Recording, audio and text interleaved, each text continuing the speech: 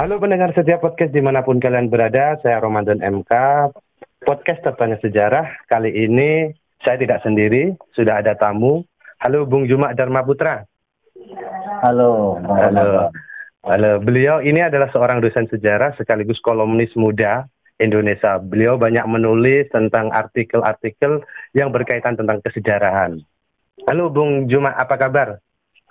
Ya, alhamdulillah kabar baik. Lama kita nggak ngobrol-ngobrol ya. Iya, terima kasih sudah berkenan menjadi tamu di podcast Tanya Sejarah. Oh iya. Oke, kali ini kita mau ngobrolin tentang sejarah penistaan agama ini, Bung Juma. Oh iya. Iya. Jadi nanti Bung Juma akan menjelaskan bagaimana bahwa jauh sebelum geger penistaan agama tahun Desember 2016 lalu, ternyata jauh sebelum itu sudah ada dulu dalam sejarahnya terkait tentang penistaan agama. Nah, seperti apa dan bagaimana kisahnya?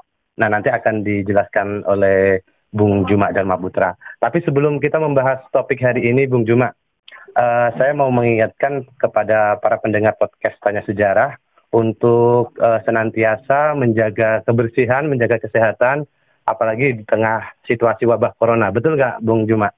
Betul. Iya. Jadi kita harus tetap jaga kesehatan, tetap olahraga, dan jangan lupa untuk stay at home. Itu pesan dari saya dan Bung Juma Dharma Putra bahwa menjaga kesehatan sangat penting di tengah pandemi virus corona hari ini.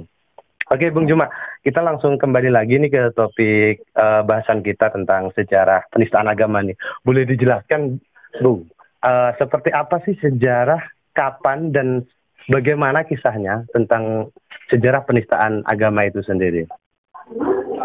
Iya. Jadi gini, ini sebenarnya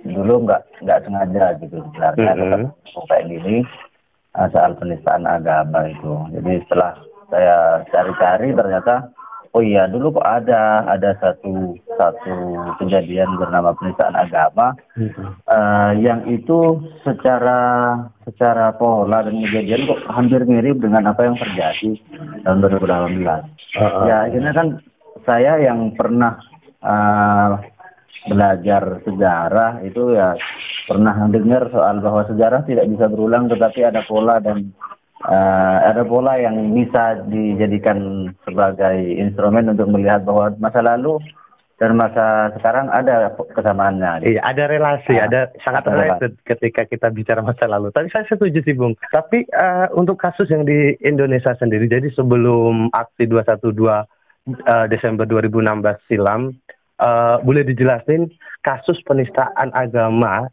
yang terjadi masa lampau itu terjadi kapan dan seperti apa bentuknya? Mungkin bisa dijelasin, Bung Juma. Oh iya, jadi dulu itu di Jawa Tengah, di Solo, itu ada surat kabar bernama Jawi Isworo tahun 1918 Masehi. Surat kabar berbahasa Jawa, dan waktu itu ada seorang penulis bernama Marto Darsono dan Joyo Ditoro yang menulis pada tanggal 9 dan 11 Januari itu dengan tema atau dengan judul tulisan percakapan antara Marto dan Joyo. Oke, itu apa isi dari percakapan itu sehingga menjadi polemik atau menjadi geger waktu itu? Ya, oke, saya bacakan apa yang saya ingat itu dari Siap. dari artikel Jawi Isworo itu. Oke, ini jadi dalam percakapan itu bunyinya seperti ini. Seperti pegurun atau tempat belajar ilmu ya. Saya bukan guru, cuma bercerita atau memberi nasihat. Kebetulan sekarang ada waktunya, maka baiklah sekarang saja. Adapun fasal, selamatan. Fasal itu selamatan ya, fasal. Anjuk makanan itu tidak perlu pakai nasi wudhu dengan ayam cengok brendel. Sebab Gusti Kanjeng Nabi Rasul itu minum hiu PH dan minum madat. Oke. Kadang let juga suka gitu. Perlu apakah mencari barang yang tidak ada, meskipun ada banyak nasi uduk, kalau tidak ciu dan candu tentulah payah sekali. Oke. Itu bunyi dari artikel Yang berjudul tentang percakapan Marto dan Joyo tadi ya. Ya. Oke, jadi ada satu turning point yang jelas sih Bung Jo. Jadi ada kata istilah Gusti Kanjeng Nabi Rasul itu minum ciu dan minum opium. Nah, ini yang bikin kemudian minum madat ya. Oke. Jadi itu yang pemicunya ya, Bung ya. Iya, itu menjadi pemicu. Seperti apa sih, Bung, reaksinya ketika waktu itu setelah keluarnya artikel ini ya Jawi Hisworo. Nah, itu seperti apa reaksi publik, bisa dijelasin Bung Juma? Iya. Jadi waktu itu ada karena artikel udah tersebar luas dan orang membaca dengan itu sudah dibaca oleh orang. Ya ibarat kata penulis sudah nggak punya hak gitu ya kalau di orang-orang sastra ya kan gitu ya. Akhirnya waktu itu Cokro Aminoto. Iya.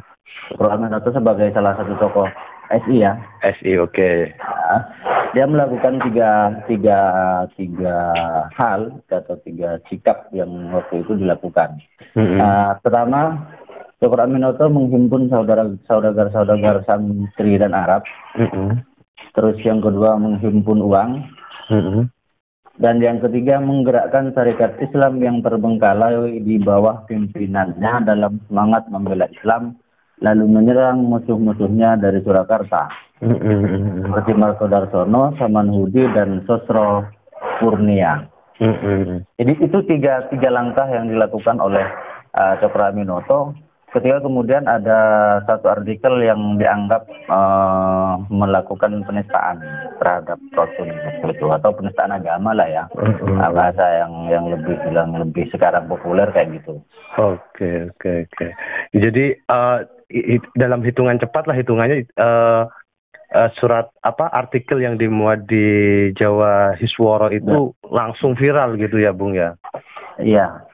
Karena waktu itu kan yang namanya Cokro Aminoto melakukan konsolidasi terhadap beberapa orang yang itu memang berupaya untuk kalau mau dibilang gini, istilahnya gini, kalau mau dibilang ini adalah langkah politis dari Cokro Aminoto, iya masuk dalam konteks langkah politis, karena salah satu yang dilakukan itu ya dia menggerakkan syarikat Islam yang waktu itu seolah-olah Cokro Aminoto nggak punya, dalam tanda kutip ya, nggak punya program untuk melanjutkan untuk menggerakkan itu. Tapi kan terlepas dari itu Bung, tapi memang kan kalau kita melihat pada teks yang termuat di surat kabar Jawi Hisworo itu kan memang sangat menohok itu. Jadi wajar jika kemudian para ulama dan umat Muslim waktu itu dia langsung bereaksi keras, karena memang dalam konteks ini dia menyebut si penulis ini Marto Darsono itu kan dengan sangat gamblang di situ Bung Juma, menyebut bahwa Gusti Kanjeng Nabi Rasul itu minum ciu dan madat. Nah, itu kan sangat menyakiti umat Muslim waktu itu ya. Jadi apa tanggapan dari si Marto Darsono ini? Kalau nggak salah beliau ini kan waktu itu menjadi pimret kayaknya ya, yang di Jawi Hisworo itu. Ya, betul.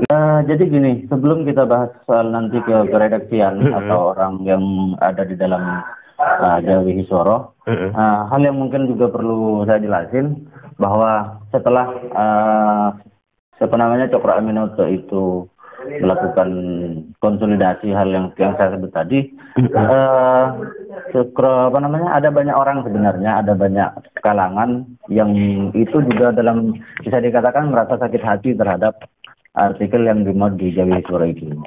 Salah satunya Abi Kusno Cokro Sujoso itu juga melakukan hal yang sama. Dan itu terkumpul dalam dulu ada di ada gerakan namanya Islam Bergerak di Surakarta. Yaitu perkumpulan dari orang-orang Muhammadiyah di Yogyakarta dan Syarikat Dagang Islam. Jadi rata-rata sebenarnya orang-orang Islam yang waktu itu bisa membaca atau bisa mengakses terhadap artikel Jawi Soro, mereka melakukan protes terhadap artikel itu dan menyerukan agar melakukan semacam kayak pembelaan Islam itu, Aksi ya. membela Islam itulah ya, aksi membela Islam. Tapi bentuk protesnya itu lewat medium apa aja, Bung Jo? Ya, dulu ada gerakan namanya gerakan atau dulu ada namanya ya, siapa namanya itu? Syukur Aminoto sama Hasan Smith ya, yang dari Hasan Smith. Hasan Smith. Ya, Hasan bin Smith, kalau di sejarah itu namanya Hasan bin Smith.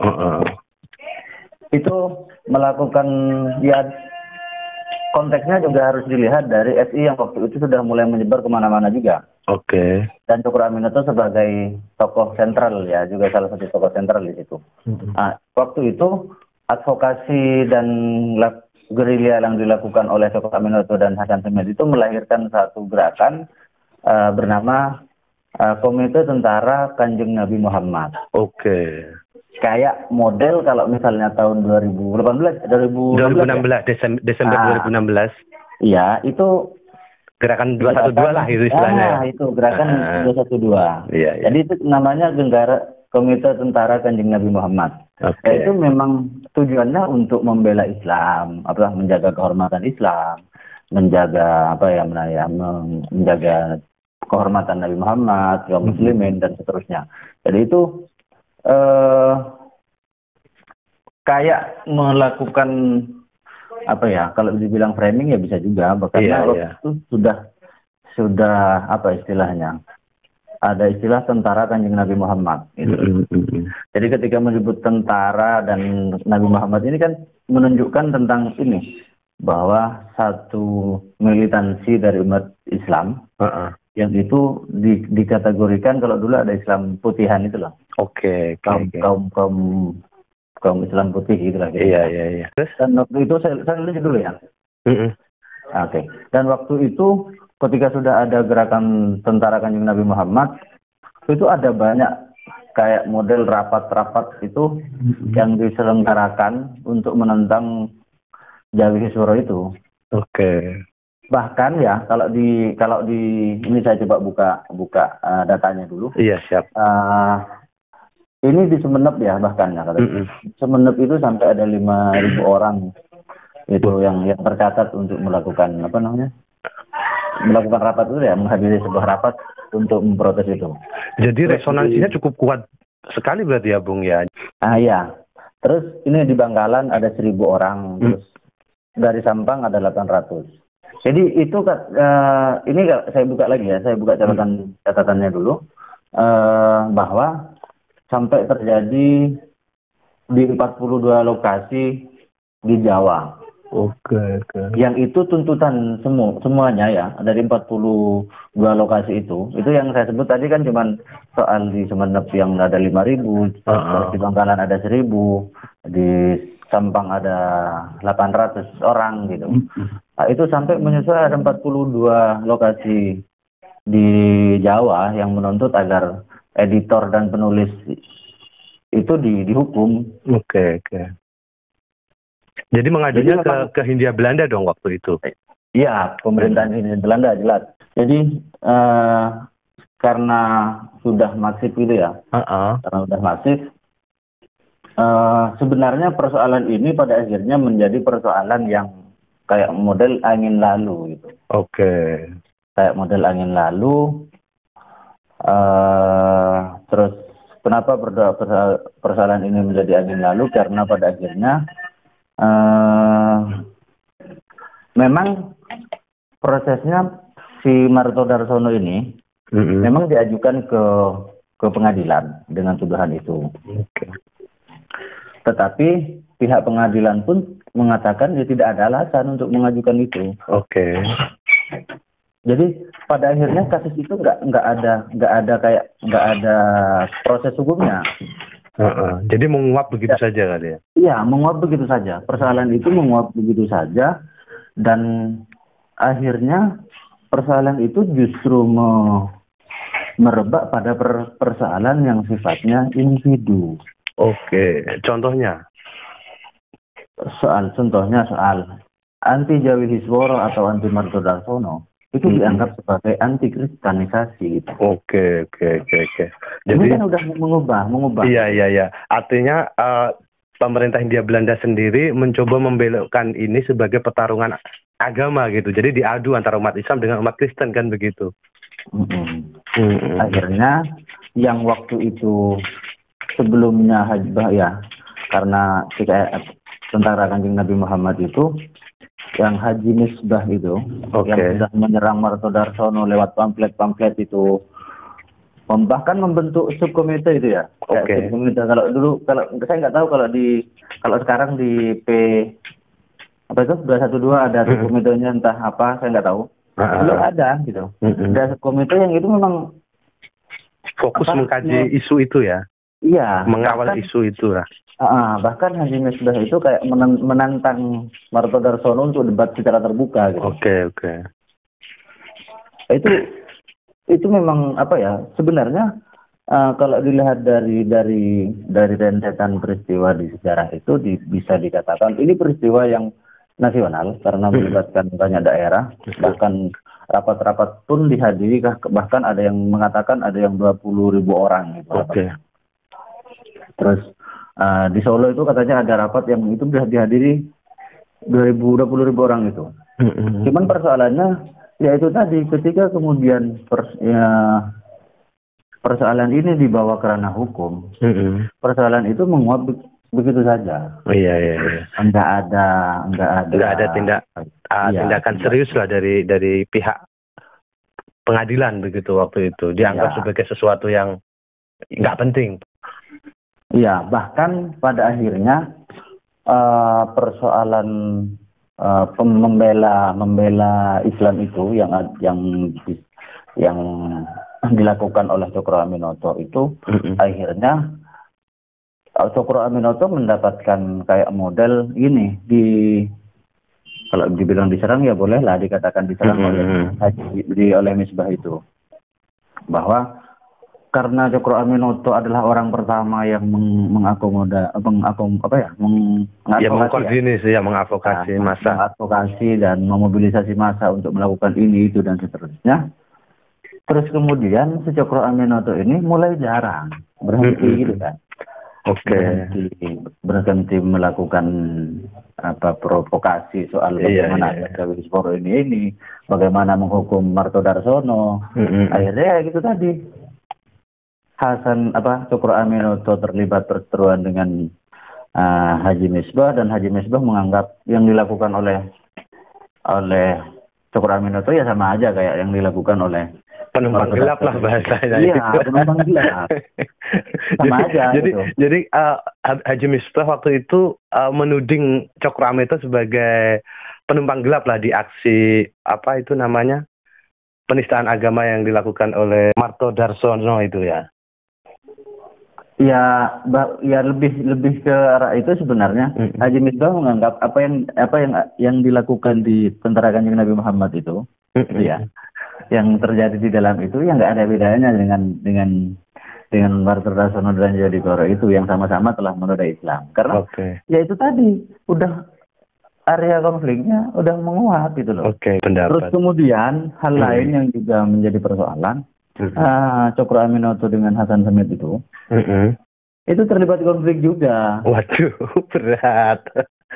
Gimana itu? Itu konfliknya apa? Konflik mereka itu karena terlihat sumber dana iuran atau sedekah dari umat itu. Wah, berat. Iya. Ya itu.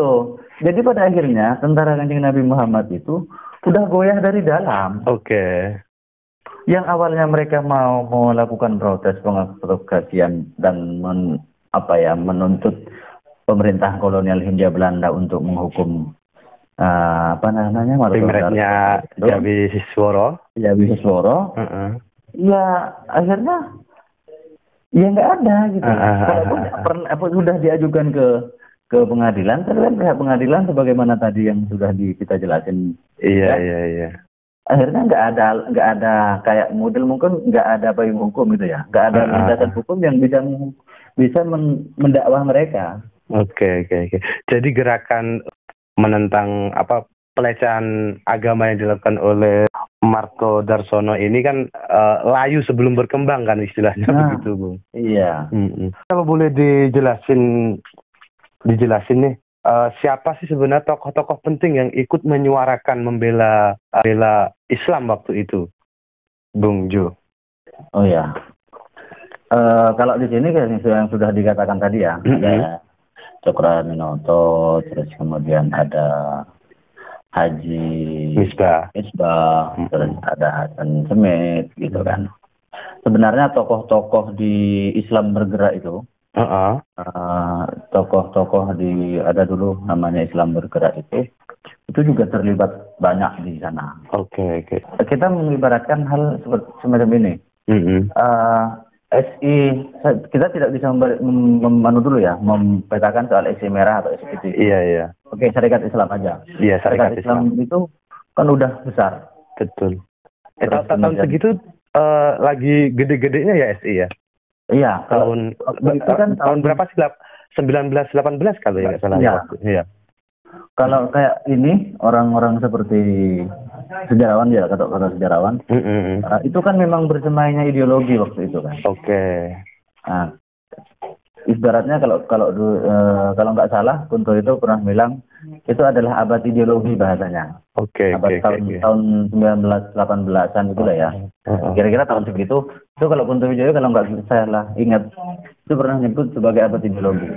Jadi memang persemaian ideologi yang dari luar itu memang sudah masuk ke Nusantara dan itu lagi menjadi tren lah istilahnya ya. Terus Syarikat Islam sedang besar sampai ke Surabaya bahkan ya, Semarang dan seterusnya. Itu kan kota-kota besar semua. Nah, ketika kemudian ada aksi terus ada satu peristiwa bernama peristiwa penistaan agama, terus yang mengadvokasi pertama adalah Cokroaminoto. Itu kan mesti udah tinggal ibaratnya ada tokoh sentral gitu ya, tokoh sentral pemimpin besarnya udah ngomong, ini penistaan agama. Udah tinggal kan bawahnya mesti udah klik gitu ya. Iya betul. Oh ini gimana gitu. Udah sedia. Apalagi sampai di ada gerakan bernama Tentara Kanjeng Nabi Muhammad itu tadi. Ya mesti yang tokoh-tokoh penting baik di Surabaya, baik di Semarang atau di Solo sendiri udah mesti bergerak di wilayah itu. Atau mungkin gini, Bung Juma, ada agen atau intelijen yang sengaja disusupkan untuk menggembosi gerakan ini kan gitu, sehingga biar layu sebelum berkembang kan begitu. Atau mungkin ada nggak analisis yang mengarah ke situ itu? Kalau saya itu lebih kepada pada akhirnya soal yang itu tadi kontestasi politik ya, perebutan kuasa, pengaruh kali ya. Jadi antara siapa namanya Cokroaminoto, terus kemudian Haji Misbah, terus kemudian Hasan Semit, terlepas yang disebutkan tadi persoalannya adalah persoalan yang dikatakan soal duit ya, soal iuran dan sebagainya. Itu kan sebenarnya lebih mengarah bagaimana sebenarnya agar satu kelompok ini, satu orang ini pengen jadi tokoh sentral itu loh. Oke. Pengen ngangkat. Iya. Perebutan pengaruh, betul. Iya, perebutan pengaruh. Bahasanya Cokroaminoto jadi sebagai ketua. Terus tetapi waktu itu SI memang tidak menghendaki. Bukan tidak menghendaki. SI memang programnya nggak terlalu menonjol. Oke. Sehingga ada momentum itu SI kemudian menunggangi untuk sebagai ruang untuk kampanye juga kan gitu mungkin kali ya, atau gimana? Bahasanya mungkin Cokroaminoto ingin membangkitkan gerakan SI lewat itu isu tentang penistaan agama itu. Isu agama, sehingga militansi orang-orang SI itu terlihat setelah ada kasus bernama penistaan agama.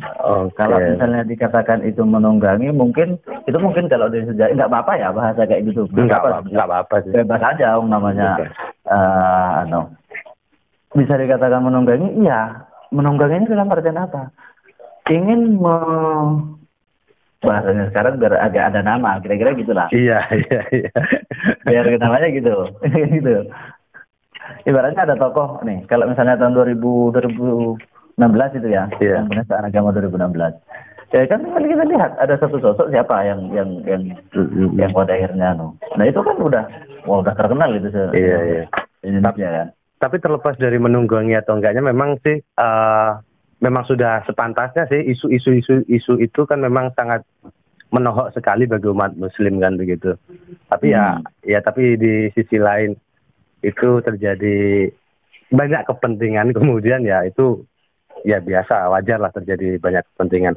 Bahkan di Tentara Kanjeng Nabi Muhammad ya, kita akan melihat dulu soal Tentara Kanjeng Nabi Muhammad, isu soal anti Kristen dan sebagainya yang tadi itu memang udah banyak ditentang oleh kelompok masyarakat ya di Jawa atau orang ya di luar sana lah ya kira-kira gitu. Kenapa ditentang? Itu karena ini mereka dianggap istilahnya mereka dianggap menghalangi orang-orang Jawa yang menyukai kejawen gitu loh. Dan agama selain Islam. Bahwa ada anggapan gerakan Tentara Kanjeng Nabi Muhammad itu ya berasal dari Arab. Karena isu yang tadi itu, isu yang dibawa soal anti Kristenisasi, atau karena ada sekelompok orang yang menganggap ini anti Kristenisasi, sehingga kelompok masyarakat yang kental dengan tradisi dan budaya Jawa itu menganggap seperti itu. Bahkan dulu ada ini loh, ada di Paku Alam itu, Kabupaten Surakarta, itu membentuk gerakan tandingan. Apa itu namanya? Gerakan tandingan namanya Nasionalisme Jawa. Di tahun yang sama setelah rame-ramenya isu penistaan agama itu. Iya. Atau Komite für Javanese Nationalism. Itu akhirnya berbentuk semacam itu. Artinya apa? Bahwa segala hal yang dilakukan oleh Tentara Kanjeng Nabi Muhammad yang dibangun oleh Haji Misbah atau Cokro Aminoto itu pada akhirnya menjadi arena kontestasi politik. Bukan lagi murni soal ini membela agama Islam, ini membela Muhammad dan seterusnya. Akhirnya dipandangnya seperti itu. Karena yang dibawa setelah advokasi awal dilakukan oleh Cokro Aminoto itu adalah isu-isu yang mungkin dalam tanda kutip bisa dikatakan nyerempet dan sensitif juga sama masyarakat yang mungkin kejawen ya dulu ya, ada kejawen. Terus yang itu nyerempet sama kalangan nasionalis juga. Akhirnya kan mungkin ya waktu itu debatnya ini Islamis sama nasionalis mungkin debatnya. Jatuhnya iya, tapi pihak pemerintah Hindia Belanda tentu punya kepentingan juga kan untuk mengadu dua kelompok ini. Ini kan juga momentum bagi Hindia Belanda untuk memecah belah kan begitu. Jadi kesimpulannya kalau dari Bung Juma melihat kasus ini seperti apa, Bung? Ini sebelum closing statement kita.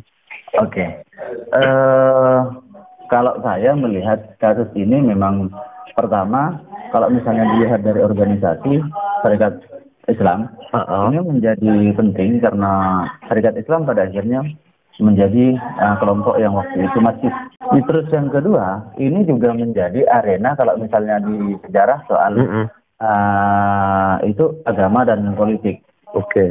Kalau misalnya diperlebar lagi soal Islam sama nasionalisme. Kalangan Islam sama kalangan nasionalisme. Sehingga kontestasinya adalah persoalan yang awalnya itu persoalan membawa persoalan agama, itu menjadi menjadi arena yang paling penting, kira-kira begitu. Menjadi runcing Agama. karena ditarik ke wilayah politik kan, jatuhnya ditarik ke ranah politik sehingga esensi dari apa yang diperjuangkan menjadi kabur begitu. Atau gimana?